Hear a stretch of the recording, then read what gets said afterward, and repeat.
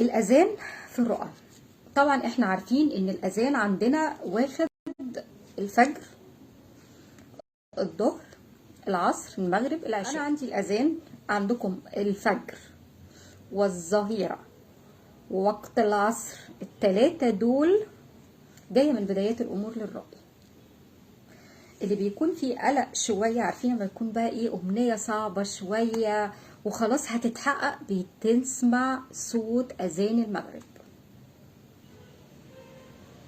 اما بقى العشاء جايه يعني ايه، خلاص عارفين اللي فات الاوان وربنا بيعوض بحاجه تانية، يعني بتبقى جايه في الاتجاه ده. ولو احنا منتظرين حاجه وسمعنا صوت يعني اذان العشاء، ما بيبقاش فيها خير قوي، يعني حاجه كده بتتاخر، فدي بتبقى داخله في حاجات كده بتتاخر شويه.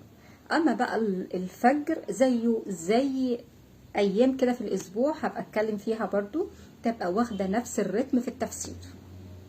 تمام كده. سماع الأذان، أما بنسمعه خبر حلو بنتلقاه، خبر حلو بنتلقاه. عندنا كمان وقت العصر ده بالذات بقى أوقات بيدل على ذرية، يعني أصابت كتير جدا جدا في رؤى إن بأوقات كتيرة قوي قوي بيدل على الذرية.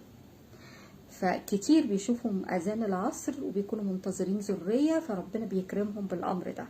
ومعظمهم بيكونوا داخلين كده في سن ال30. مش فاهمه انا ايه برضو الحته دي شويه معايا بتيجي في حته التفسير، يعني بلاقي الرائيه دي تكون داخله يعني من بعد ال30 كده، تشوف صلاه العصر او اذان صلاه او الاذان بتاع العصر، فبيبقى معظمه جاي في الذريه شويه. طيب انا عندي كمان ايه، الظهر زيه زي الفجر، مؤكد بدايات امر، بدايات امر.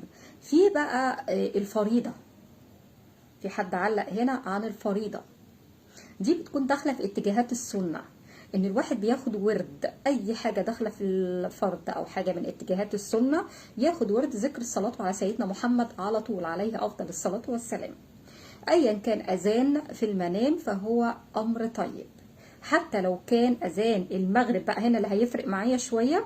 لو اذان المغرب والواحد صايم ولقيناه مثلا الاذان اذن الظهر او العصر في وقت مش وقته وبغصب عننا اكلنا، ده رمز حلو، حلو جدا.